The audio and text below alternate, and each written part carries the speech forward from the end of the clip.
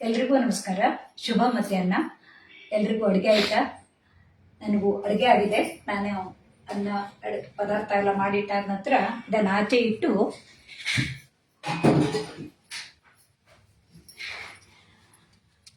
Amul product ಅನ್ನು ಉಪಯೋಗಿಸಿ ಹಲಸಿನ ಬೀಜ ಮತ್ತು ಹೆಸರು ಬೇಳೆಯ ಹಲ್ವಾ ಮಾಡೋದು ಹೇಗೆ ಅಂತ ತೋರಿಸ್ತೀನಿ. ಈಗ ಹಲಸಿನ ಹಣ್ಣು ಸೀಸನ್ ಶುರುವಾಗಿದೆ. ಹಲಸಿನ ಬೀಜವನ್ನ ನಾವು ಹಲಸಿನ ಹಣ್ಣು ತಿಂದಾದ ನಂತರ ಎಷ್ಟು ಬಿಡ್ತೀವಿ. ಅದ್ರ ಬದಲಿಗೆ ಹೆಸರು ಬೇಳೆ ಹಲ್ವಾನ ಎಲ್ಲರೂ ಮಾಡೇ ಮಾಡ್ತೀರಾ. ಅದ್ರ ಜೊತೆಗೆ ಇದನ್ನ ಸೇರಿಸಿ ಮಾಡೋದು ಹೇಗೆ ಆರೋಗ್ಯಕರವಾಗಿರುತ್ತೆ ಅನ್ನೋದನ್ನ ತೋರ್ಸೋಕೆ ಈ ವಿಡಿಯೋವನ್ನ ನಿಮ್ಮೊಡನೆ ಹಂಚ್ಕೊಳ್ತಾ ಇರುವಂತದ್ದು.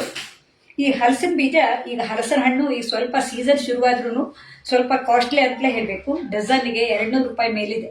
ಹಲಸಿನ ಹಣ್ಣನ್ನ ನಾವು ಸಿಹಿಯಾಗಿರುತ್ತೆ ಅಂತ ತಿಂದು ಈ ಬೀಜವನ್ನ ಎಸೆಯೋ ಬದಲಿಗೆ ಇದರಿಂದ ಅನೇಕ ಅಡುಗೆಗಳನ್ನ ಮಾಡಬಹುದು.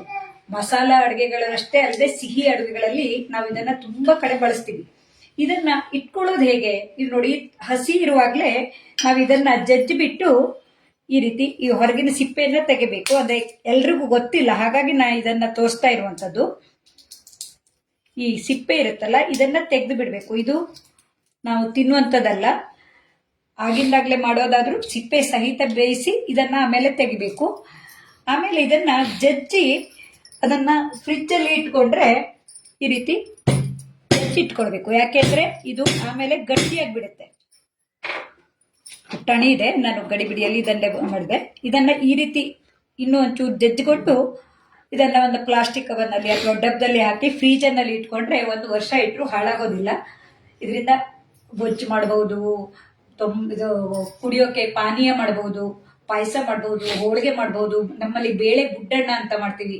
ಈ ಹಲಸಿನ ಬೀಜದಿಂದ ನಾವು ಆಲೂಗಡ್ಡೆ ಹೇಗೆ ಉಪಯೋಗಿಸ್ತೀವೋ ಅದಕ್ಕಿಂತ ಹೆಚ್ಚಿಗೆ ಪ್ರಮಾಣದಲ್ಲಿ ಇದನ್ನ ಉಪಯೋಗಿಸ್ಕೊಳ್ಬಹುದು. ಇದರಲ್ಲಿ ತುಂಬಾ ಜೀವಸತ್ವ ಇದೆ. ಕೆಲವರಿಗೆ ವಾಯು ಆಗುತ್ತೆ ಅಂದ್ರೆ ಸಿಹಿ ಮಾಡುವಾಗ ಸ್ವಲ್ಪ ಏಲಕ್ಕಿ, ದಾಲ್ಚಿನ್ನಿ ಪುಡಿ ಇಂಥದನ್ನೆಲ್ಲ ಸೇರಿಸಬಹುದು. ಇಲ್ಲ ಅಂದ್ರೆ ಇದಕ್ಕೆ ಇಂಗು, ಜೀರಿಗೆ ಅಥವಾ ಬೆಳ್ಳುಳ್ಳಿ, ಈರುಳ್ಳಿ ಎಲ್ಲ ಸೇರಿಸಿದ್ರೆ ಇದರ ವಾಯು ಅಂಶ ಕಡಿಮೆ ಆಗುತ್ತೆ. ಆದ್ರೆ ನಮ್ಗೆ ತುಂಬಾ ಜೀವಸತ್ವವನ್ನ ಕೊಡುವಂತಹ ಈ ಹಲಸಿನ ಬೀಜವನ್ನ ಹೊರದೇಶಗಳಲ್ಲಿ ತುಂಬಾ ಉಪಯೋಗಿಸ್ತಾರೆ. ನಮ್ಮ ದೇಶದಲ್ಲಿ ಇದ್ರ ಉಪಯೋಗ ಕಡಿಮೆ ಇದೆ. ಹಾಗಾಗಿ ಇದ್ರ ಬಗ್ಗೆ ನಾನು ಹೇಳ್ತಾ ಹೋದ್ರೆ ತುಂಬಾ ಇದೆ. ಈ ಹಲಸಿನ ಬೀಜದ ಮಹತ್ವ ಹೇಳೋಕೆ ಫೇಸ್ಬುಕ್ ನಲ್ಲಿ ನಮ್ಗೆ ಒಬ್ರು ಫುಡ್ಡಿ ಅನ್ನೋ ಗ್ರೂಪ್ ನಲ್ಲಿ ತುಂಬಾ ಮೈಲನ್ ಕೊಡಿ ಅಂತ ಅವರು ತುಂಬಾ ಹಲಸಿನ ಬೀಜದ ಬಗ್ಗೆ ಹೇಳ್ಕೊಟ್ಟಿದ್ರು. ಹಾಗಾಗಿ ಅವ್ರು ಈಗ ನಮ್ಮೊಡನೆ ಇಲ್ಲ, ಅವ್ರೀಗ ಕೈಲಾಸವಾಸಿಯಾಗಿದ್ದಾರೆ. ಆದ್ರೆ ಅವ್ರು ಹೇಳ್ಕೊಟ್ಟ ಮಾತನ್ನ ನಾನು ಎಲ್ರಿಗೂ ಹಂಚೋಕೆ ಇದೊಂದು ಅವಕಾಶ ಅಂತೇಳಿ ಈ ವಿಷಯವನ್ನ ಹೇಳ್ತಾ ಇರುವಂತದ್ದು.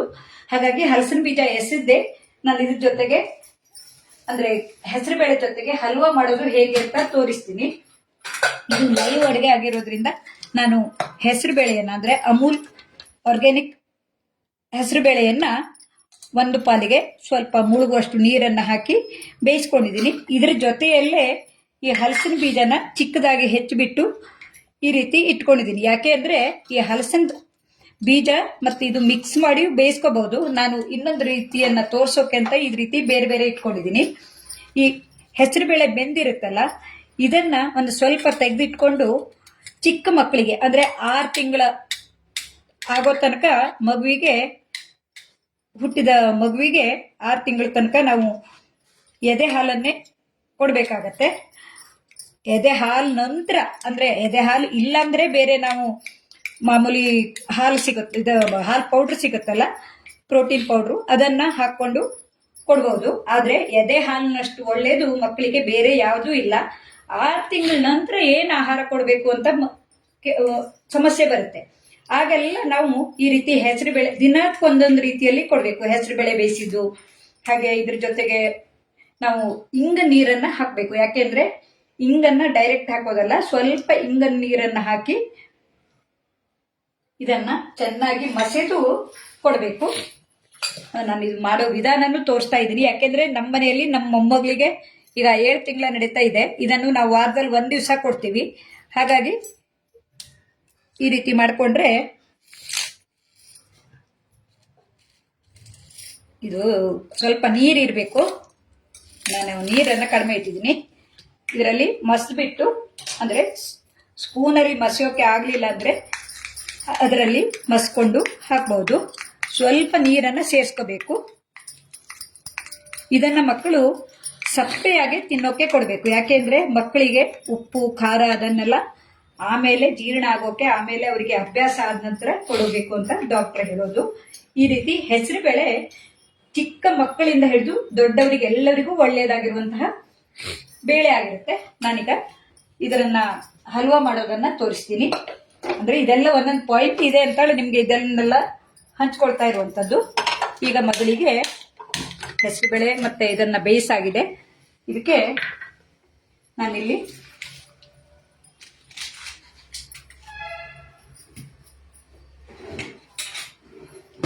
ಬೆಣ್ಣೆಯಲ್ಲಿ ಇದಕ್ಕೆ ರುಚಿ ಬರೋಕೆ ಅಂತ ಸ್ವಲ್ಪ ಡ್ರೈ ಫ್ರೂಟ್ಸ್ ಅನ್ನ ಬಿಸಿ ಮಾಡ್ಕೊಳ್ತಾ ಇದ್ದೀನಿ. ತುಪ್ಪನೂ ಉಪಯೋಗಿಸಬಹುದು.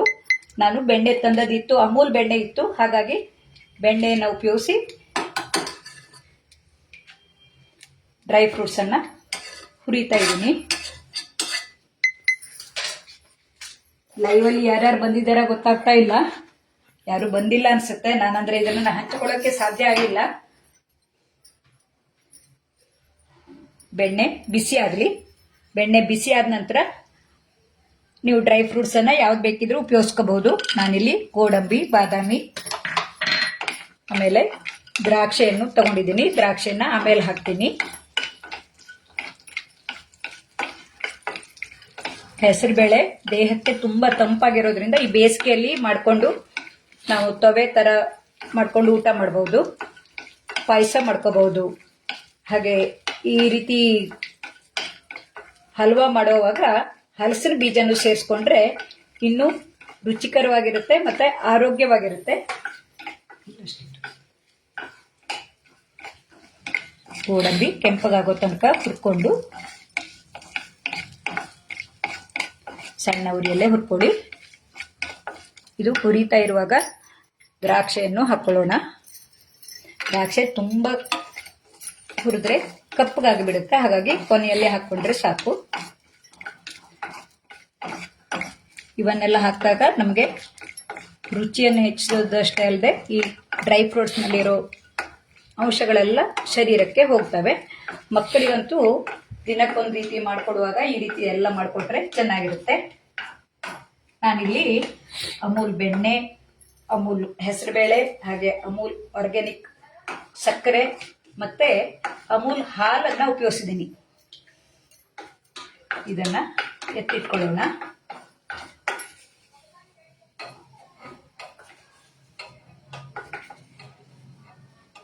ಹೆಸರುಬೇಳೆನ ನಾನು ಮೊದಲೇ ಬೇಯಿಸಿಟ್ಕೊಂಡಿದ್ದೀನಿ.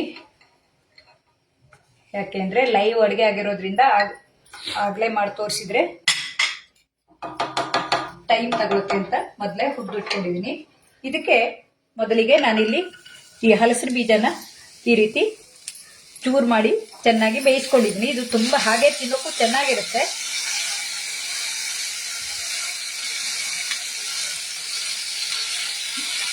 ಹಾಗೇನು ಬೇಯಿಸ್ಕೊಂಡು ಆಮೇಲೆ ಹೆಚ್ಕೋಬಹುದು.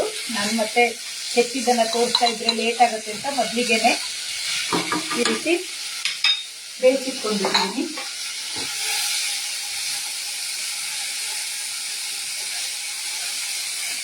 ಇದು ಚೆನ್ನಾಗಿ ಬೆಂದಿದೆ. ಒಂದ್ಸಲ ಈ ತುಪ್ಪದಲ್ಲಿ ಹುರ್ಕೊಂಡ್ರೆ ಘಮ ಜಾಸ್ತಿ ಇರುತ್ತೆ. ಮತ್ತೆ ಈ ರೀತಿ ಚೂರ್ ಚೂರಾಗಿದೆ. ಇದು ತುಂಬಾ ಮೆತ್ತಗಾಗಿ ಬೆಂದಿದೆ ನೋಡಿ. ನಾವು ಹೀಗೆ ಮಾಡಿದ್ರೆ ನೋಡಿ ಮೆತ್ತಗೆ ಬೆಂದಿದೆ, ಬಾಯಿಗೆ ಸಿಕ್ಕಿದ್ರೆ ಚೆನ್ನಾಗಿರುತ್ತೆ ಅಂತ. ಹಾಗೇನೆ ಇದ್ರ ಜೊತೆಗೆ ನಾವು ಹೆಸರುಬೇಳೆ ಬೇಯಿಸಿದ್ದನ್ನ ಹಾಕೊಳ್ಳೋಣ. ನೋಡಿ ನುಣ್ಣಗೆ ಬೆಂದಿದೆ ಹೆಸರುಬೇಳೆಯನ್ನು.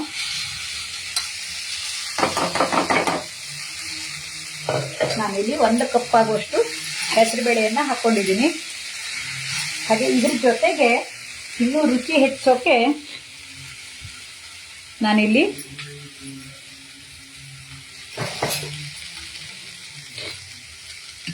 ಅಮೂಲ್ ಹಾಲು ಇರುತ್ತಲ್ಲ, ಮಿಲ್ಕ್ ಅಂತ, ಇದರಲ್ಲಿ ದಪ್ಪನಾದ ಕೆನೆ ಬರುತ್ತೆ. ಆ ಕೆನೆಯನ್ನ ಇದ್ರ ಜೊತೆಗೆ ಸೇರಿಸ್ತಾ ಇದ್ದೀನಿ. ಕ್ರೀಮನ್ನು ಹಾಕೋಬಹುದು, ಆದ್ರೆ ನಾವು ಹಾಲನ್ನ ಹೇಗೂ ಉಪಯೋಗಿಸ್ತೀವಲ್ಲ, ಈ ಹಾಲಿನ ಕೆನೆಯನ್ನ ಹಾಕೊಂಡ್ರೆ ತುಂಬಾ ರುಚಿಯನ್ನ ಕೊಡುತ್ತೆ.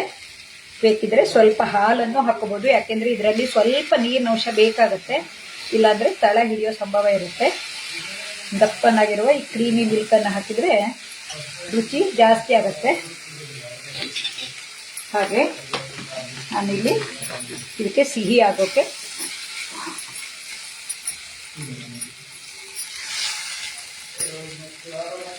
ಉರಿ ಸಣ್ಣದಾಗಿ ಇಟ್ಕೊಳ್ಳಿ. ಒಂದ್ಸಲ ಇದು ಹೊಂದ್ಕೊಂಡ ನಂತರ ಇದಕ್ಕೆ ನಾವು ಸಕ್ಕರೆಯನ್ನು ಹಾಕಬೇಕಾಗುತ್ತೆ. ಇದು ಅಮೂಲ್ ಆರ್ಗ್ಯಾನಿಕ್ ಸಕ್ಕರೆ ಆಗಿದೆ. ನಾನಿಲ್ಲಿ 1 ಲೋಟ ಆಗುವಷ್ಟು ಹೆಸರುಬೇಳೆ ತಗೊಂಡಿರೋದ್ರಿಂದ ಇದರಲ್ಲಿ 1 ಲೋಟ ಹಾಕ್ತೀನಿ. ನಿಮಗೆ ಸಿಹಿ ಜಾಸ್ತಿ, ನಮಗೆ ಸ್ವಲ್ಪ ಸಿಹಿ ಜಾಸ್ತಿ ಬೇಕು, ಹಾಗಾಗಿ ಇನ್ನೊಂದು ಸ್ವಲ್ಪ ಹಾಕ್ತೀನಿ. ಹಾಕ್ಕೊಂಡು ಇದನ್ನ ಮಿಶ್ರ ಮಾಡಿದವಾಗ ತುಂಬಾ ದಪ್ಪನಾಗಿದೆ ಅನಿಸಿದ್ರೆ ಸ್ವಲ್ಪ ಹಾಲನ್ನ ಸೇರಿಸ್ಕೋಬೇಕು. ಈ ಹಾಲನ್ನ ಹಾಕಿರೋದ್ರಿಂದ 2-3 ದಿವಸ ಇಟ್ಟರು ಏನಾಗೋದಿಲ್ಲ. ಇದು ಪಾಕ ಬರೋ ತನಕ ನಾವು ಬಿಸಿ ಮಾಡಬೇಕಾಗತ್ತೆ. ನೋಡಿ, ಆರ್ಗ್ಯಾನಿಕ್ ಸಕ್ಕರೆ ಹಾಕಿರೋದ್ರಿಂದ ಬಣ್ಣ ಸ್ವಲ್ಪ ಬದಲಾಗಿರುತ್ತೆ, ಆದ್ರೆ ಆರೋಗ್ಯಕರವಾಗಿರುತ್ತೆ. ನಾವು ಬ್ಲೀಚ್ ಮಾಡಿದ ಬಿಳೆ ಸಕ್ಕರೆ ಬದಲಿಗೆ ಈ ರೀತಿ ಆರ್ಗ್ಯಾನಿಕ್ ಸಕ್ಕರೆಯನ್ನ ಉಪಯೋಗಿಸ್ಬೇಕು. ಅಮೂಲ್ನಲ್ಲಿ ಇವೆಲ್ಲ ಪ್ರಾಡಕ್ಟ್ ಸಿಗ್ತವೆ, ಆರ್ಗ್ಯಾನಿಕ್ ಪ್ರಾಡಕ್ಟ್ ಎಲ್ಲ. ಹೆಸರುಬೇಳೆ, ತೊಗರಿಬೇಳೆ, ಕಡಲೆಬೇಳೆ, ಹೆಸರು ಕಾಳು ಎಲ್ಲ ಸಿಗತ್ತೆ. ನಾವು ಹೇಗೂ ದಿನ ಅಡುಗೆ ಮಾಡ್ತೀವಲ್ಲ, ಈ ಅಮೂಲ್ ಪ್ರಾಡಕ್ಟ್ ಅನ್ನ ಉಪಯೋಗಿಸಿದ್ದನ್ನ ಈ ಲೈವ್ ವಿಡಿಯೋದಲ್ಲಿ ತೋರಿಸ್ತಾ ಇರುವಂತದ್ದು. ಈ ಲೈವ್ ವಿಡಿಯೋ ಮಾಡೋದ್ರಿಂದ ನಮ್ಗೆ ಎಷ್ಟೊಂದು ಹೆಲ್ಪ್ ಆಗುತ್ತೆ ಅಂದ್ರೆ, ನಾನು ಮೊನ್ನೆ ಮೊಮೋಸ್ ಮಾಡುವಾಗ ಸ್ವಲ್ಪ ನಂದು ಅಡುಗೆ ಹೆಚ್ಚು ಕಡಿಮೆ ಬಂದಿತ್ತು. ಅದನ್ನ ನೋಡ್ಕೊಂಡು ತುಂಬಾ ಮಂದಿ ಅದನ್ನ ನಂಗೆ ಸಲಹೆಯನ್ನ ಕೊಟ್ರು. ಮೊಮೋಸ್ ಮಾಡುವಾಗ ಸ್ವಲ್ಪ ರವಾ ಅನ್ನ ಸೇರಿಸಿ, ಅಂದ್ರೆ ಚೀಸ್ ಹೊರಗಡೆ ಬಂದ್ಬಿಟ್ಟಿತ್ತು. ಆದ್ರೆ ಅದನ್ನ ನಾನು ಒಂದು ತಪ್ಪು ಮಾಡಿದ್ದೇನು ಅಂದ್ರೆ, ಅದಕ್ಕೆ ದಪ್ಪನಾಗಿರುವಂತ ತುರಿಯುವಂತ ಚೀಸ್ ಇರುತ್ತಲ್ಲ, ಚೆಡ್ಡರ್ ಚೀಸ್ ತರ, ಅದನ್ನ ಉಪಯೋಗಿಸ್ಬೇಕಿತ್ತು. ನಾನು ಅದನ್ನು ಉಪಯೋಗಿಸಿದೆ. ಸ್ಲೈಸ್ ಉಪಯೋಗಿಸೋದ್ರಿಂದ ಅದು ಚೀಸ್ ಎಲ್ಲ ಮೆಲ್ಟ್ ಆಗಿ ಹೊರಗಡೆ ಬಂದಿತ್ತು. ಹೀಗೆ ಲೈವ್ ಅಡುಗೆಯಲ್ಲಿ ನಾವು ಏನೇ ಅಡುಗೆ ಮಾಡುವಾಗ ನಮ್ಮ ತಪ್ಪು ಒಪ್ಪುಗಳಿದ್ರೆ ಅನೇಕರು ನೋಡಿ ಅದನ್ನ ತಿದ್ದುಕೊಳ್ಳೋಕೆ ಸಹಾಯ ಮಾಡ್ತಾರೆ. ಇದೊಂದು ಒಳ್ಳೆ ಅವಕಾಶ ಅಂತ ಹೇಳಬೇಕು. ಸಣ್ಣ ಉರಿಯಲ್ಲಿ ಈ ರೀತಿ ನಾವು ಹೆಸರುಬೇಳೆಯನ್ನ ಪಾಕ ಬರೋ ತನಕ ಬೇಯಿಸ್ಕೋಬೇಕು. ತುಂಬಾ ರುಚಿಯಾಗಿ ಬರುತ್ತೆ.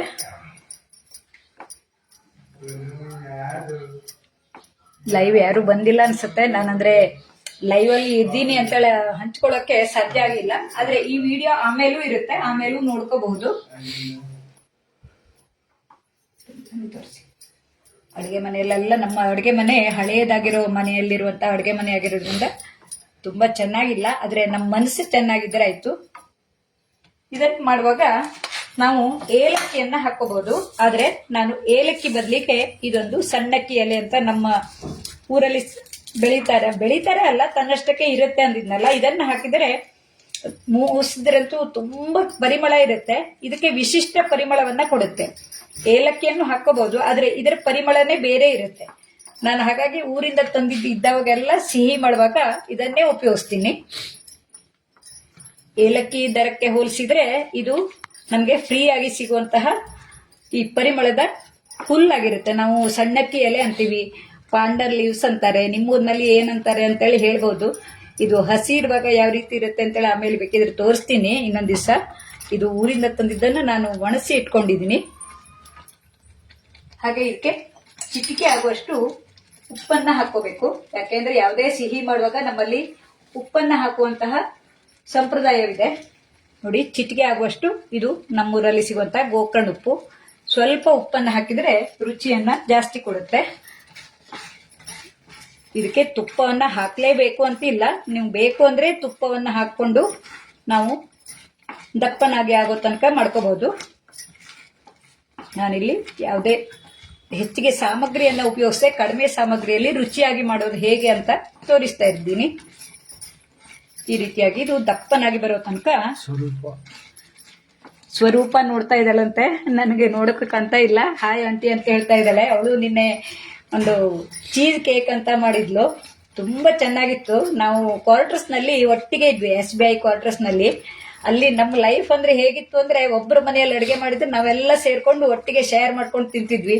ನಿನ್ನೆ ಅವರು ಚೀಸ್ ಕೇಕ್ ಮಾಡಿದಾಗ ನಂಗೆ ತುಂಬಾ ಆಸೆ ಆಯ್ತು. ಅಯ್ಯೋ, ನಾವು ಅಲ್ಲೇ ಇದ್ದಿದ್ದು, ನಾವು ಅದನ್ನ ಟೇಸ್ಟ್ ಮಾಡಬಹುದಿತ್ತು.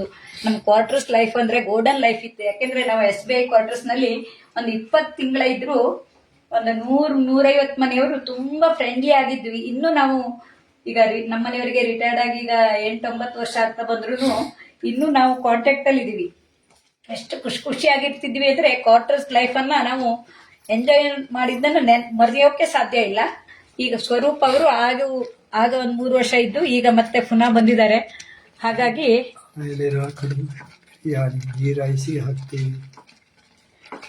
ಗೀ ರೈಸಿಗೆ ಹಾಕೋಕ್ಕೂ ತುಂಬಾ ಚೆನ್ನಾಗಿರುತ್ತೆ. ಇದು ನಾವು ಸಣ್ಣಕ್ಕಿ ಎಲೆ ಅಂತೀವಿ.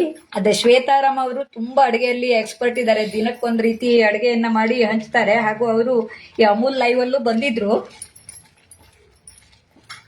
ಇಲ್ಲಿ ಹೆಚ್ಚಾಗಿ ನಾವು ಈ ಅಮೂಲ್ ಲೈವ್ ನಲ್ಲಿ ನಾವು ತುಂಬಾ ಮಂದಿ ಮಾಡ್ತಾ ಇದ್ದೀವಿ. ಮೊನ್ನೆ ಮಹಿಳಾ ದಿನಾಚರಣೆಗೆ ಒಂದು ಶುಭಾಶಯವನ್ನ ಕೋರಿದ ವಿಡಿಯೋವನ್ನ ನೋಡಿದಾಗ ನಾವು ಎಷ್ಟು ಮಂದಿ ಇದೀವಿ, ಎಲ್ಲ ಮಹಿಳೆಯರೆಲ್ಲ ನಾವು ಅಡುಗೆ ಮನೆಯಲ್ಲಿ ಅಮೂಲ್ ಪ್ರಾಡಕ್ಟ್ ಅನ್ನು ಉಪಯೋಗಿಸಿ ಯಾವ್ಯಾವ ಅಡುಗೆ ಮಾಡಿದೀವಿ ಅನ್ನೋದನ್ನ ಖುಷಿಯಿಂದ ನೋಡಿದವಾಗ ಏನೋ ಒಂಥರ ಹೆಮ್ಮೆ ಆಗ್ತಾ ಇದೆ. ನಾವೆಲ್ಲ ಈಗ ಈ ಅಮೂಲ್ ಲೈವ್ ನಲ್ಲಿ ಮಾಡಿದ ಫ್ರೆಂಡ್ಸ್ ಎಲ್ಲ ಒಂಥರ ಮನೆ ಮಂದಿಯಾಗೆ ಆಗ್ಬಿಟ್ಟಿದೀವಿ. ದಿನಕ್ಕೊಂದ್ ರೀತಿ ಅಲ್ಲ 3-4 ರೀತಿಯ ಅಡುಗೆಯನ್ನ ಲೈವ್ ಅಲ್ಲಿ ನೋಡಬಹುದು. ಹಾಗೆ ಮನೆಯಲ್ಲೂ ನಾವು ಮಾಡಿಕೊಂಡು ತಿನ್ಬಹುದು. ಇದೊಂದು ಒಳ್ಳೆ ಅವಕಾಶವನ್ನ ಅಮೂಲ್ ಕನ್ನಡ ಪೇಜ್ ನಲ್ಲಿ ಒದಗಿಸಿಕೊಟ್ಟಿದ್ದಾರೆ.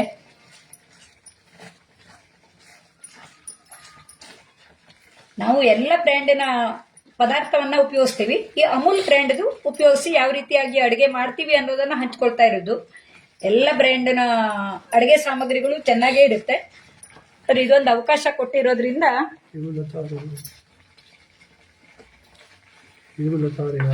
ಹೇಮಲತಾ ರೇವಣ್ಣ ಅವರು ನೋಡ್ತಾ ಇದ್ರೆ ಅವರು ಈಗಷ್ಟೇ ಬೆಳಗಿನ ಸೆಷನ್ ನಲ್ಲಿ ಶಾವಿಗೆ ಮತ್ತು ಕಾಯಿ ಹಾಲನ್ನ ಮಾಡಿದ್ರು. ಶ್ವೇತಾರಾಮ್ ಅವರ ಅಡುಗೆಗಾಗೂ ನಾವು ಕಾಯ್ತಾ ಇದ್ದೀವಿ. ಅವರಿಗೆ ಫ್ರೀ ಇದ್ದಾಗ ಮಾಡ್ತೀನಿ ಹೇಳ್ತಾ ಇದ್ದಾರೆ. ಇಲ್ಲಿ ತುಂಬಾ ಮಂದಿ ಅಡುಗೆ ಎಕ್ಸ್ಪರ್ಟ್ಸ್ ಹೊಸ ರೀತಿಯ ಅಡುಗೆಯನ್ನ ಮಾಡಿ ತೋರಿಸಿದವಾಗ ನಮ್ಮ ಮನೆಯಲ್ಲೇ ತಿಂದ ಅನುಭವ ಆಗಿರುತ್ತೆ. ಯಾಕೆಂದ್ರೆ ಲೈವ್ ಅಲ್ಲಿ ನೋಡ್ತಾ ಇರ್ತೀವಲ್ಲ, ಯೂಟ್ಯೂಬ್ ನಲ್ಲಿ ನಾವು ಎಡಿಟ್ ಮಾಡಿದ್ದು ಅನ್ಕೋತೀವಿ. ಆದ್ರೆ ಇದು ಎಡಿಟ್ ಮಾಡಿದ್ದಲ್ಲ, ನಾವು ಲೈವ್ ಅಲ್ಲಿ ನಾನು ಒಂದು ಯೂಟ್ಯೂಬರೇ ಆಗಿದ್ದೀನಿ. ಆದ್ರೆ ನಾನು ಯಾವುದೇ ವಿಡಿಯೋವನ್ನ ಹಾಳಾಗಿದೆ ಅಂತಲೇ ಹಂಚ್ಕೋತೀನಿ. ಆದ್ರೆ ಕೆಲವರೆಲ್ಲ ಏನ್ ಹೇಳ್ಬಿಡ್ತಾರೆ, ಯೂಟ್ಯೂಬರ್ ಅಡುಗೆಯವರೆಲ್ಲ ಅದನ್ನ ಎಡಿಟ್ ಮಾಡಿ ಏನೇನೋ ತೋರಿಸ್ತಾರೆ. ರುಚಿಯಾಗಿಲ್ಲ ಅಂದ್ರೂ ರುಚಿಯಾಗಿದೆ ಹೇಳ್ತಾರೆ ಅಂತ ಹೇಳ್ತಾರೆ. ಹಾಗಿಲ್ಲ, ನಾವು ರುಚಿಯಾಗಿರೋದನ್ನೇ ತೋರಿಸೋದು. ನನ್ನ ವಿಡಿಯೋದಲ್ಲಂತೂ ಹಾಗೇನೆ, ಇದು ಹಾಗೇನೆ. ಲೈವ್ ಅಡುಗೆಯಲ್ಲಿ ನೋಡಿ, ನಾವು ಸ್ವಲ್ಪ ಮೆಲ್ಟ್ ಆಗಿದ್ ಗೊತ್ತಾಗತ್ತೆ, ಏನಾದ್ರೂ ಹೆಚ್ಚು ಕಡಿಮೆ ಆಗಿದ್ ಗೊತ್ತಾಗತ್ತೆ. ಎಲ್ಲದೂ ನಮ್ಗೆ ಅನುಭವಕ್ಕೆ ಬರುತ್ತೆ. ಅಂದ್ರೆ ನಮ್ಗೆ ಅಲ್ಲ, ನಾವು ಅಡುಗೆ ಮಾಡಿದ್ದನ್ನ ನೀವು ನೋಡುವಾಗ ನಿಮ್ಗೆ ಅನುಭವಕ್ಕೆ ಬರುತ್ತೆ. ಅದು ತೆಳುವಾಗಿದೆ, ಇದು ದಪ್ಪ ಆಗಿದೆ, ಹಾಗೆಲ್ಲ ನೋಡೋಕೆ. ನೋಡಿ, ಇದು ತಳ ಬಿಟ್ಕೊಳ್ತಾ ಬರ್ತಾ ಇದೆ. ಆರಿದ್ಮೇಲೆ ಇನ್ನೂ ದಪ್ಪ ಆಗತ್ತೆ. ಹೆಸರುಬೇಳೆ ಹಲ್ವಾ ಜೊತೆಗೆ ಈ ಹಲಸಿನ ಬೀಜವನ್ನ ಬೇಯಿಸಿದ ಹಲಸಿನ ಬೀಜವನ್ನ ಸೇರಿಸಿದ್ದು ಮಧ್ಯೆ ತಿನ್ನೋವಾಗ ತುಂಬಾ ರುಚಿಯಾಗಿರುತ್ತೆ. ಇದು ಈಗ ತಳ ಬಿಡ್ತಾ ಇದೆ ನೋಡಿ, ಈ ರೀತಿ ಆದ್ರೆ ಸಾಕಾಗತ್ತೆ. ಆರಿದ್ಮೇಲೆ ಇನ್ನೂ ದಪ್ಪನಾಗೆ ಬರುತ್ತೆ. ಇದರಿಂದ ಈ ಹಲಸಿನ ಬೀಜ ಬೇಯಿಸಿದ್ದನ್ನ ರುಬ್ಬಿ ಇದಕ್ಕೆ ಹಾಕಿದ್ರೆ ನಾವು ಹೋಳಿಗೆಯನ್ನು ಮಾಡ್ಕೋಬಹುದು. ಈಗ ಹಬ್ಬಕ್ಕಾಗಿ ಹೋಳಿಗೆ ಇತ್ಯಾದಿಗಳನ್ನೆಲ್ಲ ಮಾಡಬೇಕಲ್ಲ, ಹೋಳಿಗೆ ಬದಲಿಗೆ ಈ ರೀತಿಯಾಗಿ ಹಲ್ವಾವನ್ನ ಮಾಡಬಹುದು ಅಂತ ನಾನಿವತ್ತು ಈ ವಿಡಿಯೋವನ್ನ ನಿಮ್ಮೊಡನೆ ಹಂಚ್ಕೊಂಡಿದ್ದು. ಇದು ಈಗ ಸಣ್ಣಕ್ಕಿ ಪರಿಮಳದ ಹಲಸಿನ ಬೀಜದ ಮತ್ತೆ ಹೆಸರುಬೇಳೆಯ ಹಲ್ವಾ ಸಿದ್ಧ ಆಗಿದೆ. ಬಿಸಿ ಬಿಸಿ ಇದೆ. ಇದು ಆರಿದ ಮೇಲೆ ದಪ್ಪನಾಗಿ ಬರುತ್ತೆ ನೋಡಿ. ಇದು ಆರಿದ ಮೇಲೆ ಇದನ್ನು ನಾವು ಬೇಕಾದ ಆಕಾರಕ್ಕೆ ಹಾಕೋಬಹುದು. ನಾನಿಲ್ಲಿ ಈ ಹುರಿದಿರೋ ಗೋಡಂಬಿ, ದ್ರಾಕ್ಷಿ, ಬಾದಾಮಿ ಇವೆಲ್ಲವನ್ನ ಇದಕ್ಕೆ ಸೇರಿಸ್ಕೊಂಡು ಹಾಕೋಬಹುದು. ನೋಡೋಣ, ಇದು ಕಪ್ಪಲ್ಲಿ ಹಾಕಿ ಮಗ್ಚೋಕ್ ಬರುತ್ತಂತ ಇಲ್ಲ, ಯಾಕೆಂದ್ರೆ ಇದು ಬಿಸಿ ಇದೆ ಈಗ. ಹಾಗಾಗಿ ಇದ್ರ ಜೊತೆಗೆ ಸೇರಿಸ್ಬಿಡ್ತೀನಿ. ಇಲ್ಲಾಂದ್ರೆ ಯಾರಾದ್ರೂ ಅತಿಥಿಗಳು ಬಂದಾಗ ನಾವು ಪ್ರೆಸೆಂಟೇಷನ್ಗೆ ಬೌಲಲ್ಲಿ ಹಾಕಿ ಅದನ್ನ ಕೌಚಿ ತೋರಿಸ್ಕೋಬಹುದು. ನೋಡಿ, ಈ ರೀತಿಯಾಗಿರುವಂಥದ್ದು ಸಿದ್ಧ ಆಗಿದೆ. ಬೇಕಿದ್ರೆ ತುಪ್ಪನೂ ಹಾಕೋಬಹುದು. ನಾನು ತುಪ್ಪವನ್ನ ಹಾಕಿಲ್ಲ. ಹೆಸರು ಬೇಳೆಯಿಂದ ಏನೆಲ್ಲ ಉಪಯೋಗ ಇದೆ ಅಂತ ನಾವು ಹೇಳ್ತಾ ಹೋದ್ರೆ ಅಡುಗೆಯಲ್ಲಿ ಅಷ್ಟೇ ಅಲ್ಲದೆ ಅನ್ನೆಲ್ಲ ಪುಟ್ಟ ಮಕ್ಕಳ ಆಹಾರಕ್ಕೂ ಇದನ್ನ ಉಪಯೋಗಿಸ್ಕೋಬಹುದು. ರುಚಿಯಾದ ಹೆಸರು ಬೇಳೆ ಮತ್ತು ಹಲಸಿನ ಬೀಜದ ಹಲ್ವಾ ಸಿದ್ಧವಾಗಿದೆ. ಇದರ ತುಪ್ಪದ ಜೊತೆಗೂ ತಿನ್ಬಹುದು. ಯಾವ ರೀತಿ ಇದೆ ಅಂತ ಆಮೇಲೆ ನಮ್ಮ ಮನೆ ಜನರು ರುಚಿ ನೋಡಿ ತಿಳಿಸ್ತಾರೆ. ನಮ್ಮ ಮೊಮ್ಮಗಳಿಗೆ ಈ ಬೌಲ್ ನೋಡಿದ್ಕೊಳ್ಳೆ ತನ್ನ ಆಹಾರದ ಬೌಲು ಅಂತೇಳಿ ಗೊತ್ತಾಗುತ್ತೆ. ಹಾಗಾಗಿ ತುಂಬಾ ನಗು ಮಾಡ್ಕೊಂಡು ಹೇಳ್ತಾ ಇದ್ದಾಳೆ, ಅಮ್ಮಜ್ಜಿ ನನಗೆ ಇದನ್ನ ಹೆಸರುಬೇಳೆ ಬೇಯಿಸಿದ್ದನ್ನ ಕೊಡ್ತಾಳೆ ಅಂತ ಖುಷಿ ಖುಷಿಯಿಂದ ಅನುಭವಿಸ್ತಾ ಇದ್ದಾಳೆ. ನೋಡಿ, ಈಗ ಈ ಅಮೂಲ್ ಪ್ರಾಡಕ್ಟ್ ಅನ್ನು ಉಪಯೋಗಿಸಿ, ಅಂದ್ರೆ ನಾನಿಲ್ಲಿ ಅಮೂಲ್ ಪ್ರಾಡಕ್ಟ್ ಅನ್ನು ತುಂಬಾ ತಗೊಂಡಿದ್ದೀನಿ. ಹೆಸರುಬೇಳೆ, ಆರ್ಗ್ಯಾನಿಕ್ ಹೆಸರುಬೇಳೆ, ಹಾಗೆ ಸಕ್ಕರೆ, ಹಾಲು, ಬೆಣ್ಣೆ ಇವನ್ನೆಲ್ಲ ಉಪಯೋಗಿಸಿ ಅಮೂಲ್ ಪ್ರಾಡಕ್ಟ್ ಅನ್ನು ಉಪಯೋಗಿಸಿ ಈ ಹೆಸರುಬೇಳೆ ಹಲ್ವಾ ಮಾಡಿದ ವಿಡಿಯೋವನ್ನ ನಿಮ್ಮೊಂದೆ ಹಂಚ್ಕೊಂಡಿದ್ದೀನಿ. ನೀವು ಒಮ್ಮೆ ಮಾಡಿ ನೋಡಿ ಯಾವ ರೀತಿ ಬಂತು ಅನ್ನೋದನ್ನ ತಿಳಿಸಿ. ಯಾಕೆಂದ್ರೆ ನಿಮ್ಮೆಲ್ಲರ ಪ್ರೋತ್ಸಾಹನೇ ಇಂಥ ವಿಡಿಯೋ ಮಾಡೋಕೆ ಉತ್ಸಾಹ ಕೊಡುತ್ತೆ. ಹಾಗೆ ಅಮೂಲ್ ಕನ್ನಡ ಪೇಜ್ನಲ್ಲಿ ಇದೊಂದು ಅವಕಾಶವನ್ನ ನಮಗೆ ಒದಗಿಸಿದ್ದಾರೆ. ಈ ಮೂಲಕ ಅವರಿಗೂ ಧನ್ಯವಾದವನ್ನ ಹೇಳ್ತಾ, ಲೈವ್ ಅಲ್ಲಿ ಯಾರ್ಯಾರು ನೋಡಿದಿರೋ, ಆಮೇಲೆ ಯಾರ್ಯಾರು ನೋಡ್ತಿರೋ ಅವರಿಗೆಲ್ಲ ಧನ್ಯವಾದವನ್ನ ಹೇಳ್ತಾ ಈ ವಿಡಿಯೋವನ್ನ ಮುಗಿಸ್ತಾ ಇದ್ದೀನಿ.